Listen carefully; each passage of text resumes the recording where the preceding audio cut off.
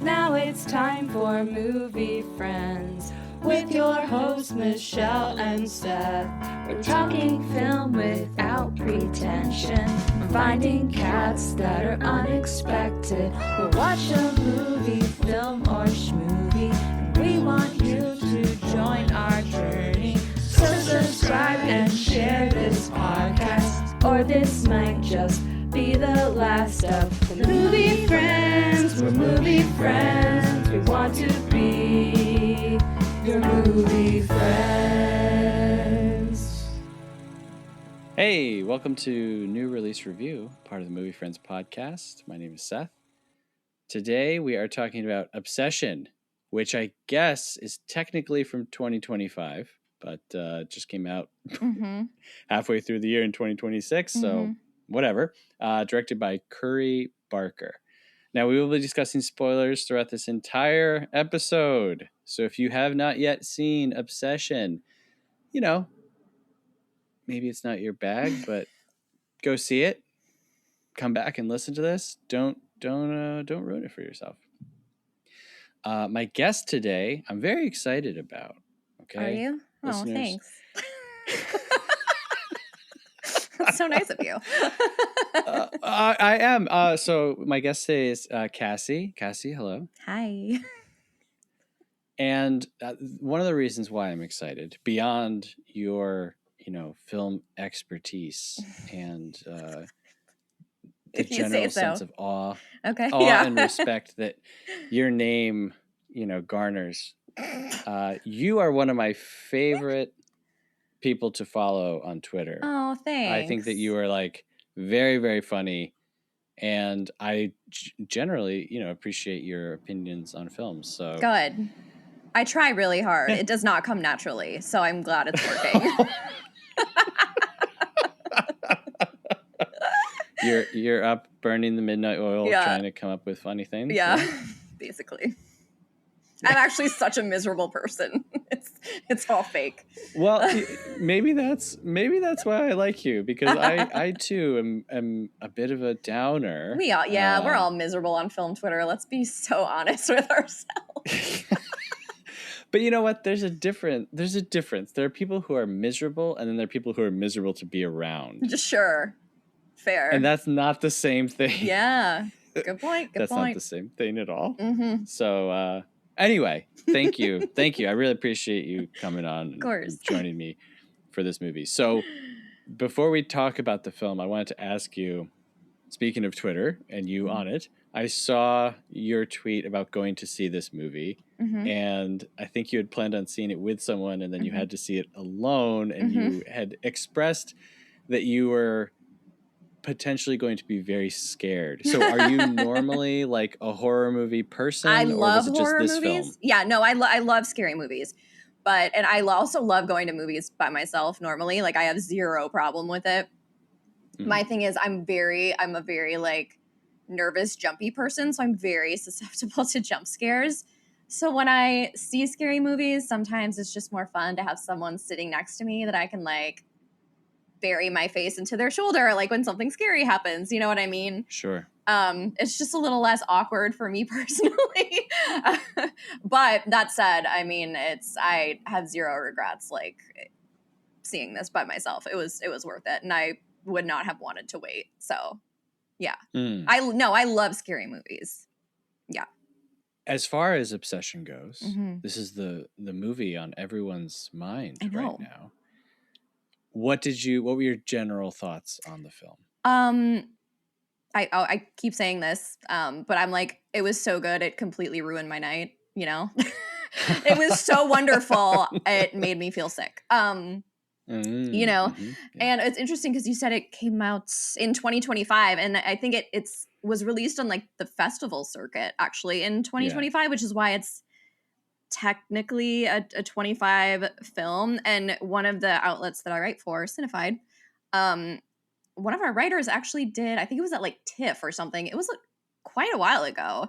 Like the film actually premiered there like several months ago, and he even got an interview with the director of this film, and it was no one knew about it. Like no one. So we've had an interview with the director on our website for quite a long time, and then it Mm. you know, and it kind of got buried under there. So that's actually kind of cool. Like, you know, one of our writers was actually privy to this before the rest of the world was.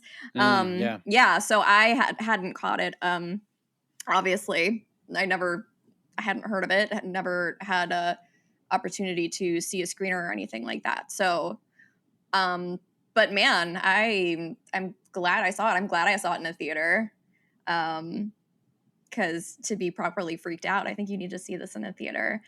I loved it, and it was very upsetting. It kind of up there with Hereditary in that it just really leaves you feeling uneasy. Like it's not fun to me. I've seen some people describe it as fun. I don't see it as fun. But it's very effective. I think it actually sends a really strong and heartbreaking message. Yeah. Yeah, absolutely. I had a good time with it. I mean, I really liked it. I really liked the film, and I appreciated how they were able to go back and forth between something that was very funny and then something that was very upsetting and scary. And it's hard for a film to be able to go back and forth like that with the tone. So that was I was very impressed with that. And throughout the whole movie, I was like, wow, this guy sucks. Yeah. Like this guy's the worst. The worst. And I had the same feeling that I had when I watched the drama with Robert Pattinson and Zendaya. Really? Okay. Where I was like, oh man, I wonder what people are gonna say about this. And then I was like, oh, it seems like everybody actually kind of got it. Yeah. So once I started to actually pay attention to what people were saying about the movie, the message across the board appears to be, this guy sucks. Thank goodness. So, like, my gosh. Yeah. Yeah, and I was glad because the film, when it opens, for the most part, you're like, okay, this is a quiet guy. His cat dies, and so you really are like, oh, I feel bad for this guy. He talks about his grandmother dying, and he's living in her house, and all we know about him is, you know, these bad things have happened to him, and he is in love with this girl. Yeah. And so I think that at the beginning, it does a good job of maybe tricking us into being like, aw, Bear, aw. And then when she just flat out like gives him the opportunity to tell the truth and he opts not to do that, I was like punching the air in my seat. Yeah. It's like, you gotta be kidding me. Like, because now it's not even that you're shy, you're just lying. Yeah. And obviously that leads to what happens. First of all, I do love that they had to explain that he inherited the home from his grandma, because like no one under the age of 40 has their own house anymore.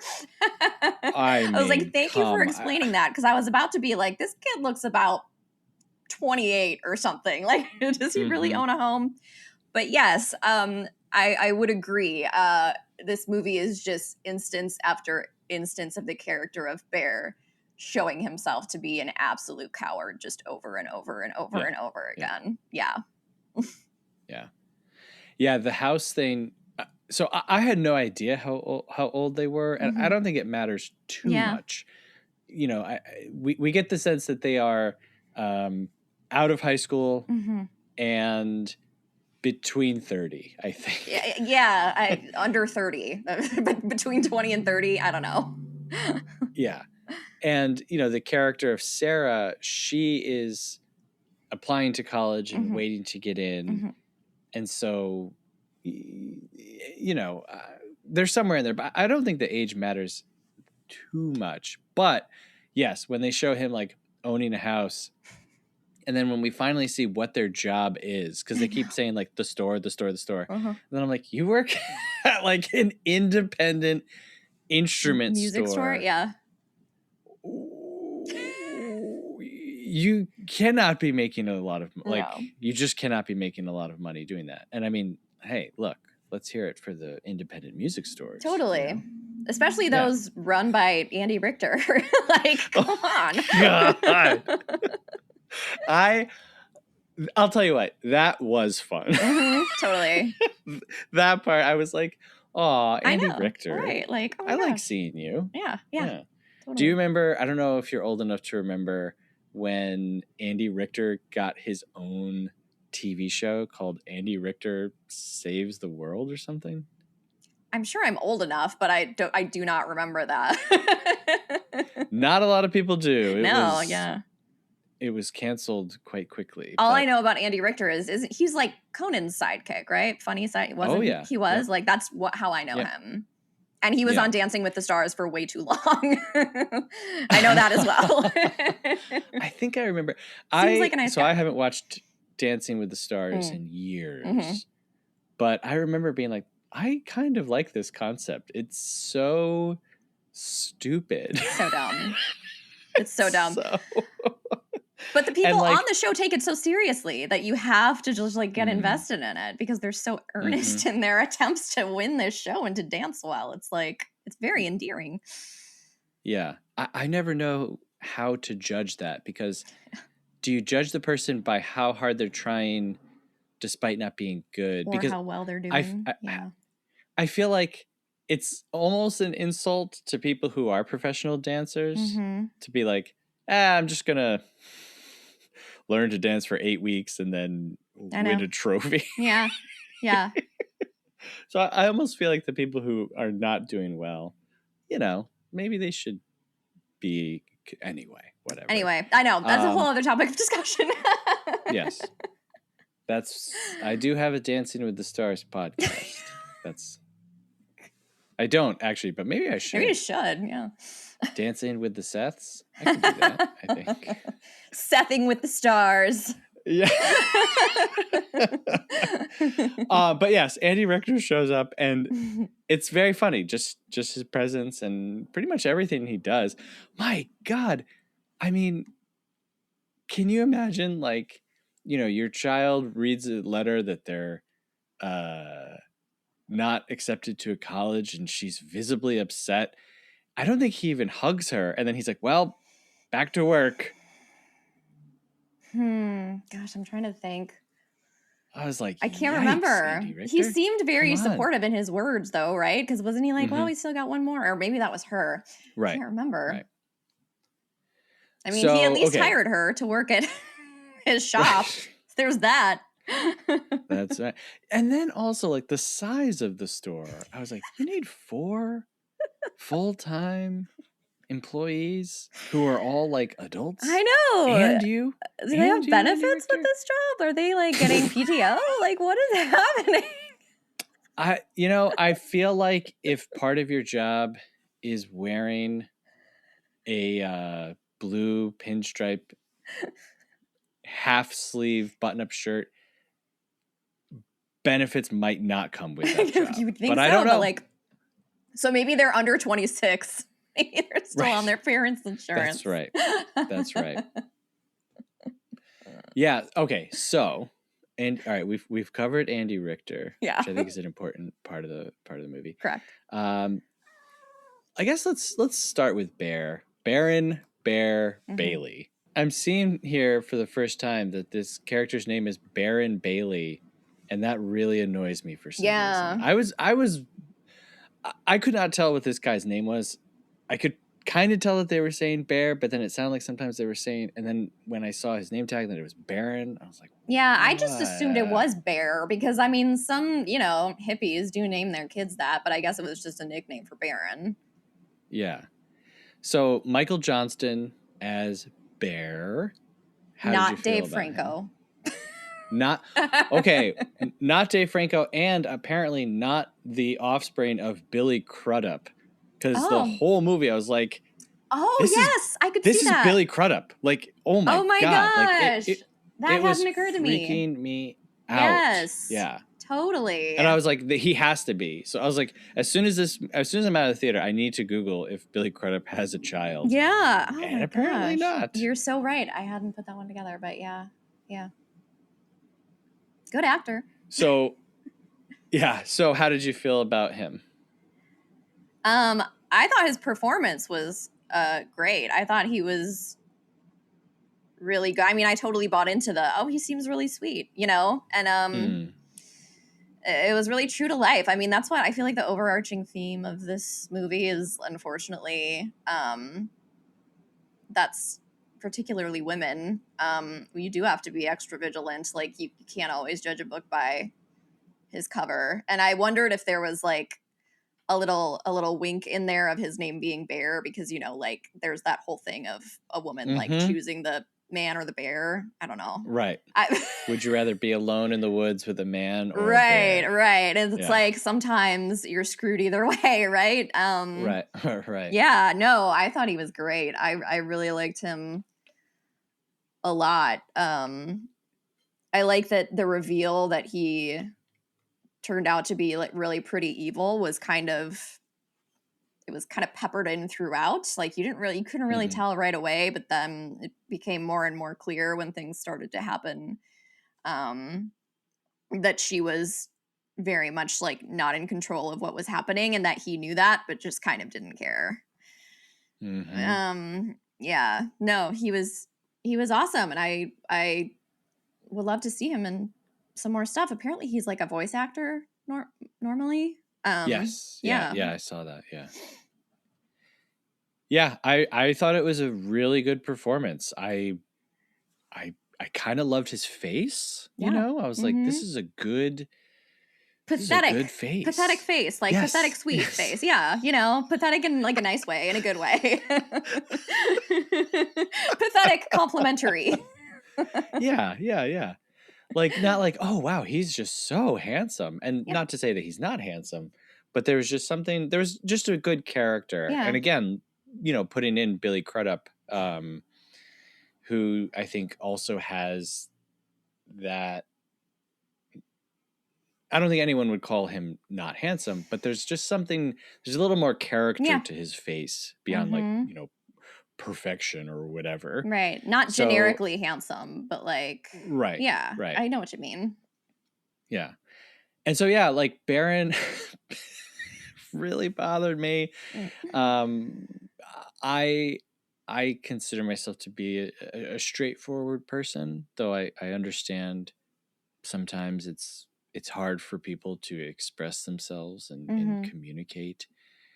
But the idea of like loving someone since high school, and here you're at a minimum 23, 24. At least, yeah. And just kind of never admitting it, but still like hanging on. I don't know. It really, really bothered me. And I think that the movie does a really good job. I think it's a really well-written movie because it shows how the wish that he makes can seem pretty innocent to harmless, I guess, versus the weight of what happens. So at first we're like, wow, I feel bad for this guy. But then you realize like, no, it actually is wrong and bad for a person to wish this. I mean, obviously, magic isn't real. So I think we're in the clear what there. Are you saying? But speak for yourself. I believe in miracles. Well, okay. I shouldn't go as far as to say that. I should say that breaking a $7.99 toy bought from a gem store, it would cost more than that if it actually worked. Yeah. Well, I thought about, because the people I saw it with were like, this doesn't make sense, because then wouldn't everybody just go and buy those and use them? And I'm like, no, because if I walked into a store and I saw a toy that you're going to break for $8, I'd be like, true. Yeah. I'm not buying that. Yeah. You could hide those in plain sight, because and the girl did say a lot of people use them as collectibles, so maybe not many people like actually used them. Yeah.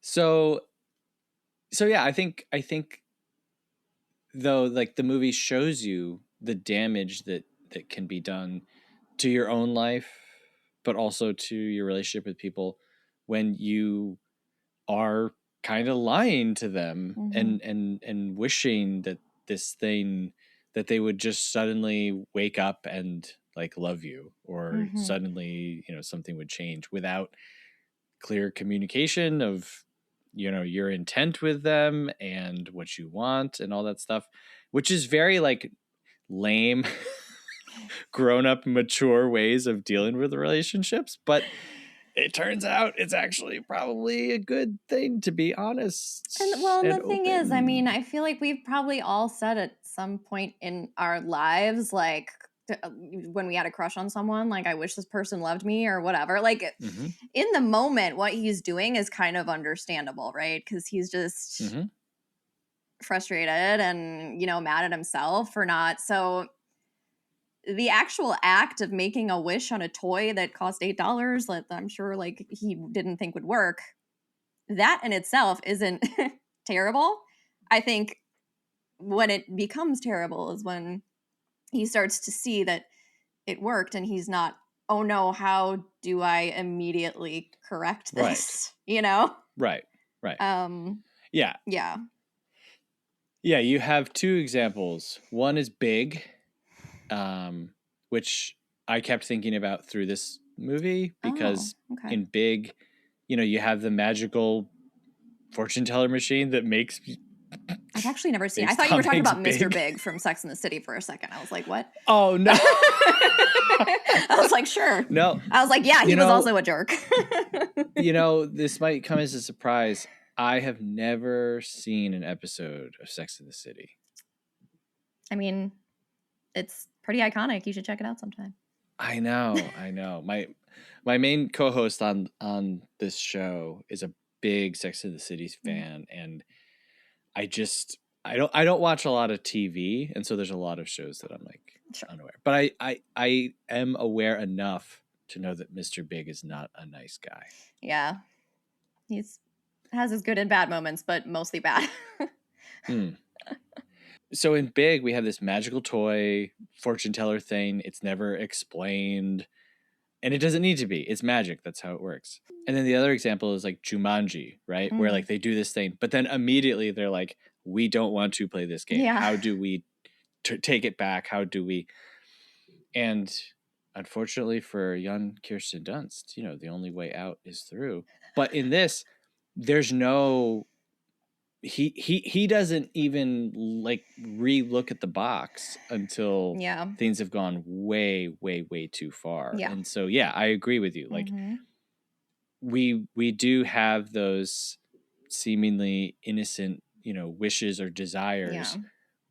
But if and even then, he doesn't even ask to reverse it. At first, he's like, "Can I just change it a little bit?" Like, dude. Right. Yes. And I'm sitting there screaming, like, just go buy another one. Go buy another one. Do it. It only works the one time. Can only do it once. At the beginning of the film, Nikki gives money to a homeless person. And we stay on that for so long. And I was like, I wonder if this will come back. So later on, when they were trying to figure out, like, who they can get to do this wish, I was like, go find that guy. Oh. Go find that guy. Maybe, I don't know, somebody. Is there anyone in this movie who will do something for you? And that's not obviously the route that they went. But yeah, overall, really good performance. Yeah. And I hope that Michael Johnston, you know, gets some good roles out of this, because he has to do a lot in here. He's kind of nervous and stammering for a lot of it, but I didn't grow tired of it. No. I guess. I don't know. All right. So up next, Nikki Freeman, played by Inde Navarrette, the star of the show. How'd you feel about her? Oh my gosh. Her facial expressions, her facial contortions were so impressive to me. There's that meme that's going around now of her doing the big frown at the party. There's also, I don't know if you've seen, it's so creepy. I'm looking at it now, but they've released images of, you know, the scene where she's standing in the corner in the middle of the night. Oh yeah. So I want to like show you. Can you see it? Oh my. Yeah, they showed like the makeup that they put on her and stuff. Oh, isn't it so creepy? That's interesting. Yeah. So they did kind of make her look almost like a different person. And I felt like they maybe did, but it was hard to tell because it was dark. I was like, she looks like she has something going on her face. So yeah, I mean, it looks like they put some dark circles under her eyes, and then her mouth looks really creepy. But she has such a range, because at the beginning of the movie, I'm like, she's so adorable and she's so sweet. And then her ability to evoke so many different emotions at once, like with one facial expression, like the look on her face when Bear comes home from work and she's been standing there not moving for like 8 hours, is the most heart-wrenching expression, because it's like, my God, what has gone on over the last 8 hours, you know? Like, what internal battles has she been fighting that has taken a toll on her physically? And it's stuff like that I haven't, like, I needed to sort of think about it in the days following after watching it. I was like, wait a minute, like, why did she look like she got beat up? Like, why was she bloody? And then I'm like, it was probably like real Nikki coming through and trying to like fight it. You know what I mean? And the stuff like that is just so interesting. And I think what makes this movie so good and just like rich, I guess, with subtext is looking back now, I can picture all those things that maybe were implied but not outright said. And they're just so heartbreaking. Like, oh my gosh. No, I thought she was phenomenal. She's only like 25. I don't know what else she's been in. I don't think I've ever seen her in anything before, but like, what a talent. And I also thought she looked like Sophia Bush. Not that it mattered, but that was she was my Sophia Bush lookalike for me. Loved Very her. cool. Yeah, loved her. She's amazing. Yeah, that scene in particular, you know, I keep trying to meditate on these individual ideas that I think they're kind of exposing about like a toxic relationship, or just the expectations of someone, you know, that idea of like, okay, well, I'm going to go to work and you're going to be here kind of waiting for me. Like, you don't have your own interior life beyond our relationship. And so while I don't think most people would express it this way of like, you're going to stand here and not move, I do think that people can have an expectation of like, look, you know, you need to be around when I'm around. You need to be available when I'm available. And that is obviously quite abusive and insane and messed up. And so I like that this movie gives us that horrifying picture of what she went through. And Bear is like really disturbed and horrified at like what he finds when he walks in. So that people can hopefully like apply that to your own life and be like, you know, it's okay if your partner has their own life and isn't just waiting for you to be activated, you know? Yeah, that was really disgusting. The movie is quite disgusting. Yeah. It reminded, did you see Companion? It kind of reminded me of Companion. It reminded me of Together a little bit, like lots of really cool horror movies that have come out recently. I kind of, there have been so many good horror movies lately. I didn't see Companion. Okay. It's because like I don't know if it's like a twist. I don't think it's a twist necessarily that she's like a robot. But I guess I found that out like before. Yeah. I don't know if it was in a trailer or I saw it before I went to see it. I don't think it was revealed in the trailers, but like once the movie came out, it came out pretty. No, there's more. Yeah. There's more twists in Companion. I mean, I knew that it was going to happen and I still enjoyed it even though I knew. So I don't know. Yeah. Yeah. I did see Together. Yeah. You know, shout out to, I love that movie. Before previous mentioned Dave Franco. Yeah, exactly. Always in our hearts, just never far. That's a funny idea for a t-shirt. Just Dave Franco, always in our hearts. And people are like, did he die? No. No, I'm just thinking about him all the time. Yeah, He's just always around. You know.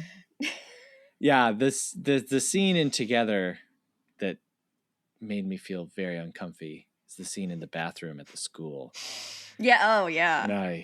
Yeah, pretty gnarly. But this is like brutal. The violence is really brutal. A lot of it comes out of nowhere.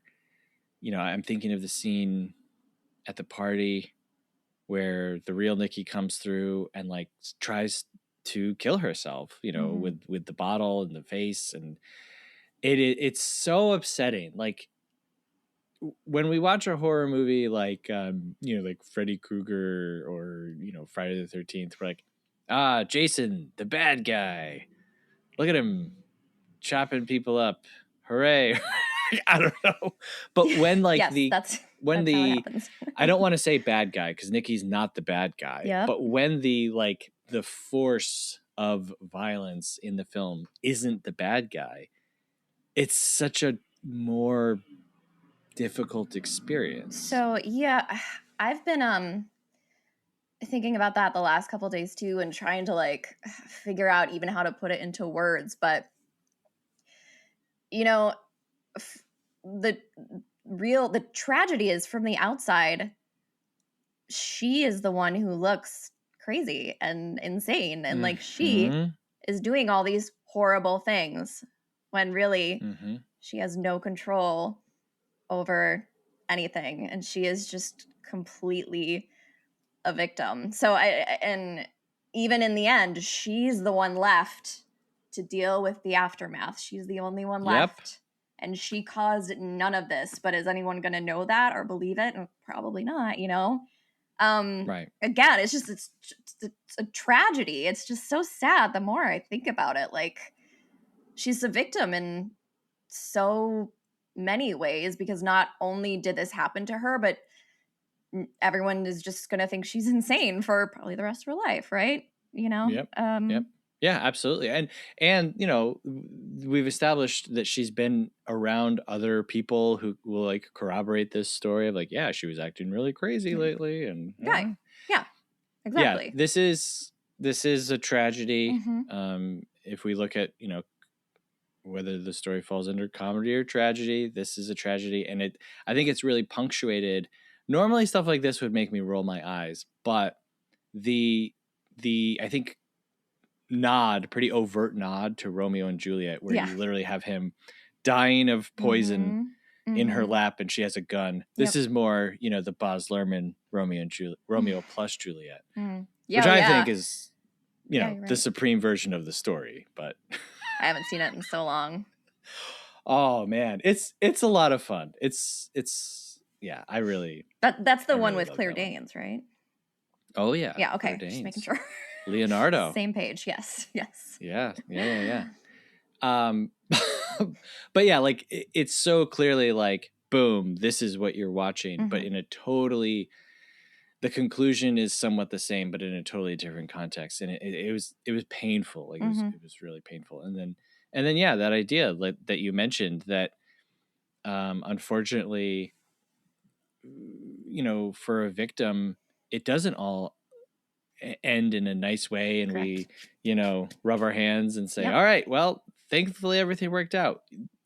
She is left to literally deal with all of the aftermath because this person who is so cowardly just could not face everything when it reached a head. And it's horrible. It's horrible.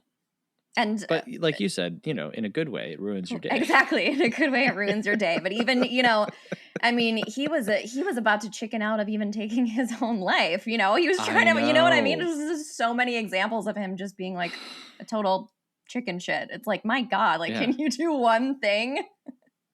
And I mean, that shocked me because I was like, oh, okay, wow. Here it is. He's finally come to, you know, listen, folks out there, if you're struggling with suicidal ideation, absolutely, suicide is not the answer. No. However, if you have caused the love of your life to become possessed, Yeah. and the only way to free her is to kill yourself. Yeah. You know, maybe I would understand. this is the course of action for this character, and Yeah. he even goes back on that, and I like know, exactly. I was writhing in my seat. I was like, I want you've to gotta be kill kidding me. this. I know. You must be joking. Ugh. Horrible, absolutely horrible. But yes, Nikki's great. She's really good. At first, the snapping between like really intense to like okay, like Yeah. that. I was like, oh, I don't know about this. Mhm. But the more the movie went on, I was like, yeah, no, Mhm. that's actually really terrifying. Mhm. And she's doing really good, physical work. Yeah. Like you mentioned, a lot of good work with her face, and people are so like hyperbolic, like it's like an instant classic or iconic horror performance. And I'm like, I mean, yes, it's very good, but and we were talking about in horror films where the quote unquote bad guy is a victim. It made me think also of The Exorcist, where you have Reagan, who's a child, who's literally possessed, not of her own free will. True. And what they're fighting against is still like this child. And I think that that's one of the scariest movies still. And it's the same idea, how did you feel about Gem Store Worker number 1?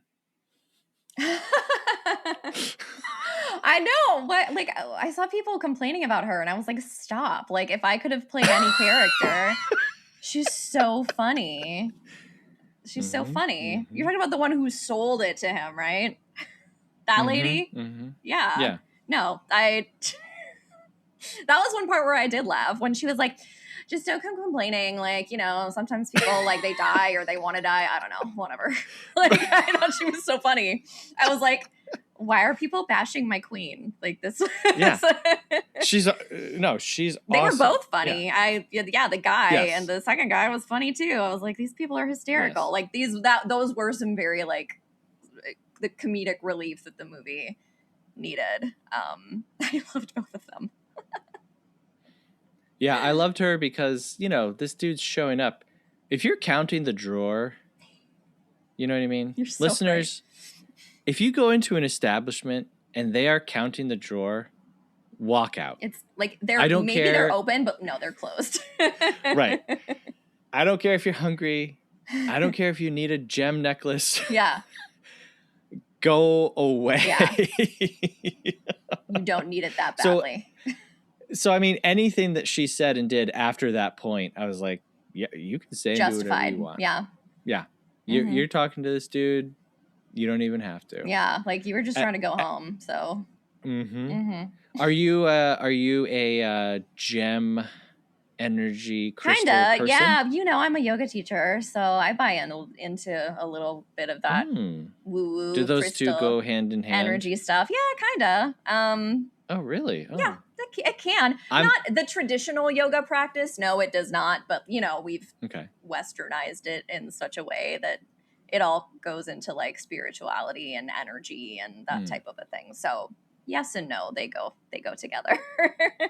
I have some, I'll buy a nice, I like when I go on vacation places like Arizona or places where they sell like really pretty rocks, I'll buy them and I have them like sort of all around the house. I do have like I think it's like a quartz necklace or something like that for positive energy or something like that. So I buy into that idea. I buy into that a little bit.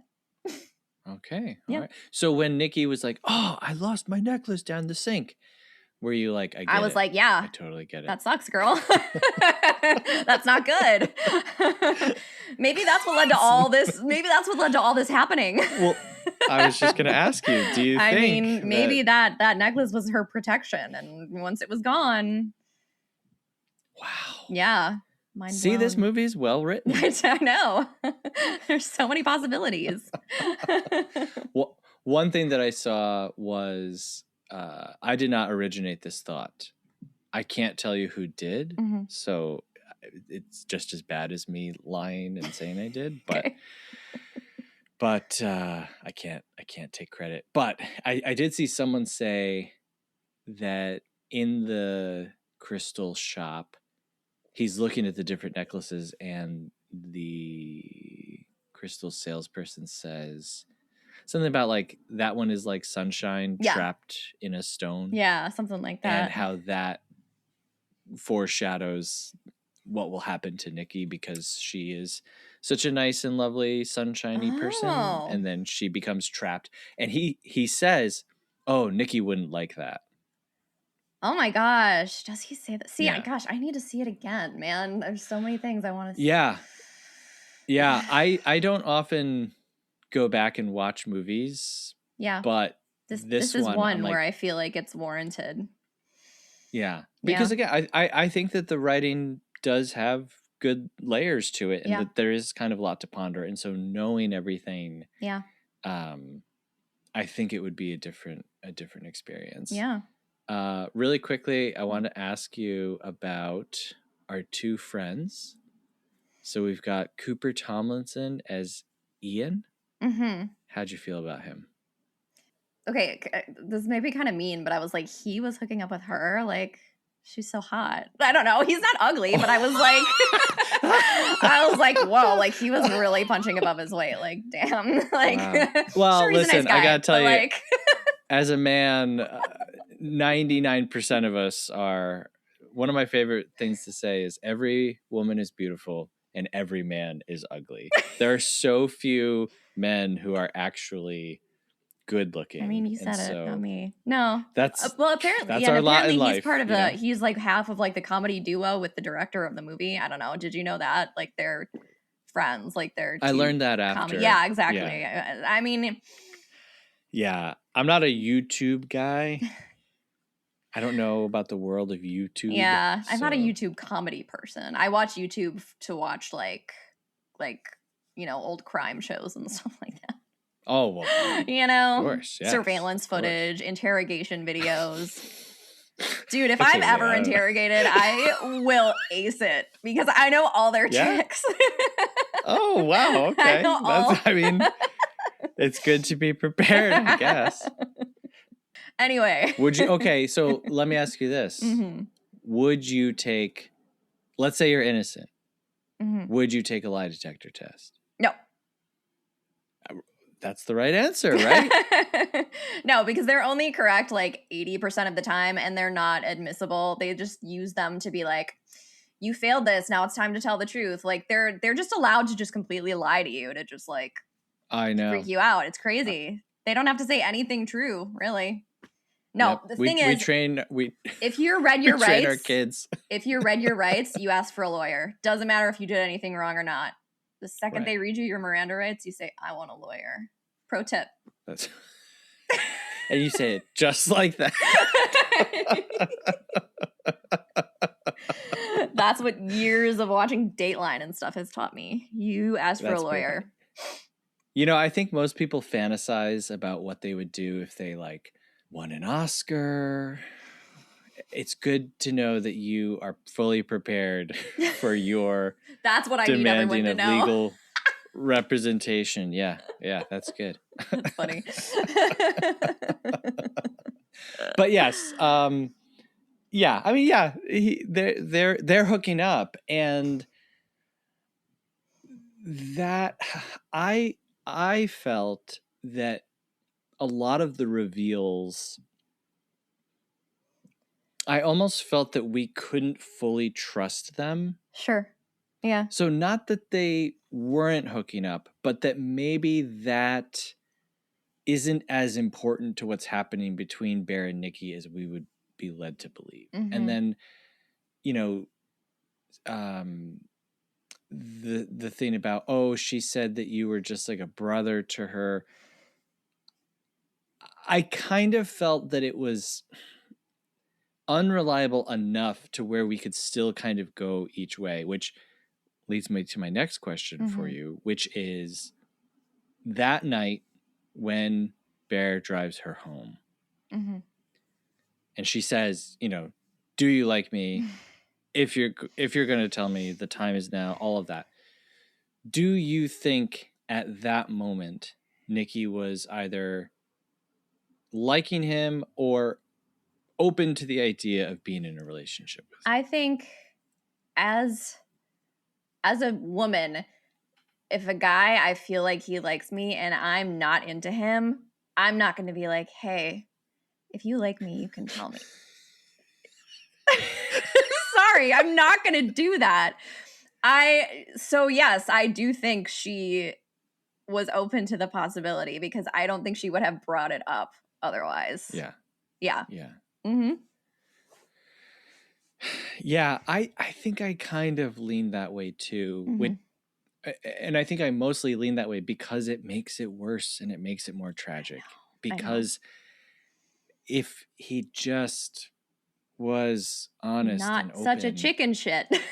Right. Yeah, exactly. Yeah. And I mean, look, clearly they're all friends, but he could have moved on years ago. Mm-hmm. Like in high school, this could have all been done with, and they could have been adult friends, and yeah, they could have dated and broken up, and it all would have been over already. Right. So, but yeah, I liked Ian. He's just trying to keep his trivia squad together. He just doesn't want trivia night to be ruined. Like, right. That also may have been deceptive on his part because they have been hooking up. Yeah, so he didn't want it to be weird. Yeah. Yeah. Right. Yeah. He's like, oh, I don't want you to start dating the girl that I'm hooking up with. And so he might have been using that as a lie. Yeah. Or they might have been over it. Because at the end, when he goes to Ian's house and he's like, well, you've been hooking up with her. Ian is like, oh my God, like that is the last thing that I'm thinking about right now. Like that is not, what is going on here. I'm not trying to, whatever. Yeah. Ian unceremoniously goes out in a shot. R.I.P. But not before. He was a billionaire for like a few minutes. the dream of all people. He became a billionaire. So good for him. That was absurd. Like, do you think the money disappeared into thin air when he died? I don't know, because that's what that's a good question. I don't know the nature of these wishes. I know. Wish I? No, wishes. Yeah. It's definitely wishes. No need to complicate it. It's wish I. Wishums. We know that Bears is contingent on him being alive, but also, I don't know. I mean, you can love someone after they've passed away, and so that kind of was also a gamble. But I mean, it did work out because we see her snap out of it. So it was weird though. Like when the money was falling from the sky, I was like, why are these bills like crumpled? Why does this money look heavy? Like, were they? Yeah, it wasn't like. I remember them making like thud noises. Like it was loud. Yeah. So I thought I was. I don't know. My memory is of it being in like stacks, like individual stacks. But I could be wrong about that. Maybe that's just how my brain was interpreting it at the time. I'm realizing now that like the last 20 or 30 minutes, I was just like sensory overload, and so I really didn't get a good grasp on a lot of, because I've seen people point out things in the final scene and they're like, how did people not notice this? And I'm like, I didn't notice that. Well, speaking of the final scene, our final friend here, Megan Lawless as Sarah. How'd you feel about her? I thought she was cool. I mean, she seemed like a cool chick. Like, she seemed like the kind of girl that like I would like to hang out with. And not for nothing, she also was a very cute girl who very clearly actually did like Bear. So it was like another thing where it's like, Bear, what are you doing? Yeah, I mean, Bear, like, you're living in this seemingly small town. You're working at a music store. You got 2 women after you. Wake up, bro. Like, what are you doing? Come on, man. But no, I need to go buy a magic stick and ruin everything. That's right. Men are always trying to ruin things with their magic stick. You know what I mean? Yeah. It's like men will literally buy a magic stick instead of going to therapy. Yeah. Absolutely. Okay, very quickly on Sarah, obviously she has an insane death and it's very upsetting and it's grotesque. And then maybe worse than that, and this is where we really start to get into hereditary comparisons. Mm-hmm. You know, we have her body just displayed in a horrific. It's horrifying. It's very upsetting and horrifying. Okay, but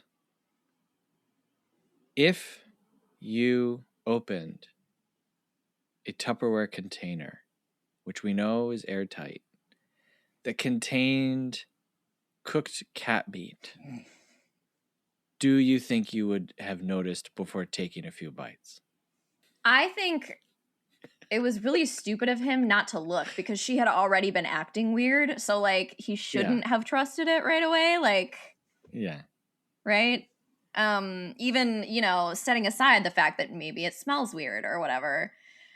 Like, why are you just trusting what she's making for you? Because she had already been acting strange. So you'd think he would be like, maybe I should look at what she made for me.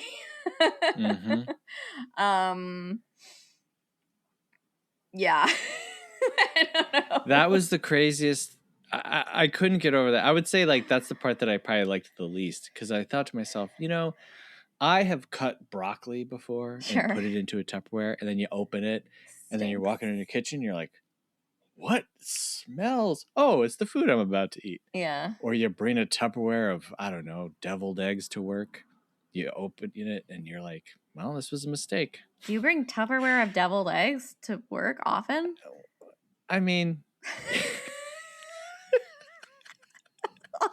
not after the first time, but you know. But you're like, I have to get this food inside of me so fast so that it stops wafting through the air. So yeah, the idea of like sitting down and like just like biting into cat meat that's already been dead. Like there's no way that did not immediately fill the tiny music store. But like, hey, is that cat? Is that dead cat I smell? Well, then also, and then like you're eating it and you're not like, there's something in my sandwich that I've never tasted before. That's normal. Yeah. I guess I'll just keep eating it with loud mouth sounds. Ugh. Oh my God. Is there anything that we did not mention that you want to talk about? Gosh. Now that we've talked about eating cat, I feel like that basically covers it. Yeah. That could have been a euphemism, but I meant literally eating. So yeah, I think overall great movie, really fun time, good to see in a crowd, good to see in the theater, like you said.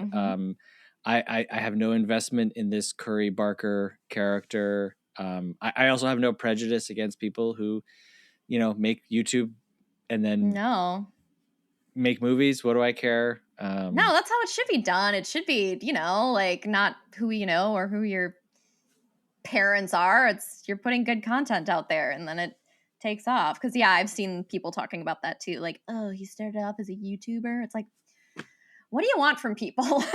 Like, my gosh. Right. What do you want?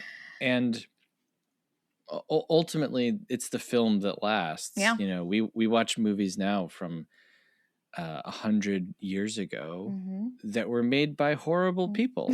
And so true. We have no connection to where they came from.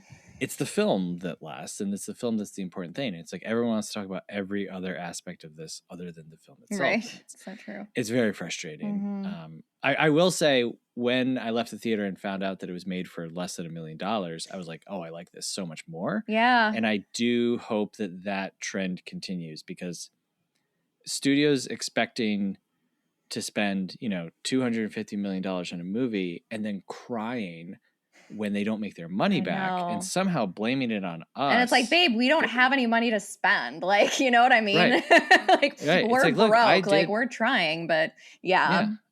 We did our part. Like, right. we showed up. Your product costs too much. Correct. You know? Yeah, exactly. If I made a sandwich at a regular old deli and I was like, yeah, you know, the process and the ingredients, this sandwich has cost me $50 to make. So I got to sell it for $80. I know. And then if I go out of business and I'm like, no one bought my $80 sandwich. Correct. Exactly. Yeah. You'd be like, well, maybe sell a cheaper sandwich. Yeah, exactly. That's very true. And so, you know, for this one, I didn't notice. In fact, I thought some of the effects were innovative. I know. It didn't seem low budget. I didn't walk out of that going, oh, yeah, that was a really low budget horror movie. Not at all, honestly. No, not at all. And I love low budget stuff. I love no budget movies. I love every, you know, homemade stuff. Yeah. And this felt just as thrilling as a movie that was made for, you know, I'll tell you this. I was a lot more thrilled watching this than I was watching Mission Impossible Dead Reckoning Part 1, which was a movie that I watched just like, what am I watching? Is that what it's called? Here? Dead Reckoning Part 1? That's a lot of that's what it was subcategories there. They changed the title to just Dead Reckoning because they were like, I don't know. Okay. I don't love those movies. But anyway. Well, hey, Cassie, thank you so much for joining me for this. This was a delight. Yeah, it was fun. I like talking about this movie. It's fun to talk about. Yeah, horrible, but good to talk. Terrible, but wonderful. So, where can people find you online? Let's see. Well, I have a TikTok. I think I have like 80 followers right now. I'm really trying to get more followers. Very good. And then Twitter and Instagram, I'm at the Movie Mermaid is my handle on like everything. So yeah. Very cool. Very cool. And like I said at the top of the show, you know, if you want a funny person who might be miserable, but not miserable to be around, do it. Follow. Yay. For sure. Thanks. Hey, if you saw Obsession and hated it or loved it, if you thought that we were way off base with all of our estimations of the film, we would love it if you would send us an email. You know, good or bad, we'll take all of it. Send us an email, moviefriendspodcast@gmail.com. Let us know what you thought. Hey, also, if you enjoy listening, we'd love if you give us a rating or review wherever you are listening. Look, folks, we are living in a world controlled by robots, and not even fun, cool ones, okay? The robots controlling us suck and they're terrible. And the only way to combat them is to leave a rating and a review. It's the only thing that communicates to our algorithmic overlords that this show is worth showing to other people. And you know, in this cold, miserable world, you have found a beacon of hope, I would say, in this show. And you can provide that to other people. That's right. It's that serious. You can also support the show, patreon.com/moviefriendspodcast. All right, look, for the price of 1 gallon of gas, okay? Just walk, okay? 1 gallon of gas worth. Just walk that. You can do it. Exercise is good. You get access to all of our additional episodes and series, ad-free episodes. You get to join our Patreon-only Discord, and you get to vote on upcoming episodes and monthly themes once a quarter. Wowie zowie. You know, I'll be your best friend. And sold. That's easy. Yeah. That's easy for me to do because I don't have many friends. And so you will be my number one client. All right. That's patreon.com/moviefriendspodcast. All right. Well, Cassie, thank you again. Thank you again for joining me. This was great. No problem. This is good timing because my DoorDash just got here. Oh, all right. Well, hey, with that, thank you for listening. Have a good one.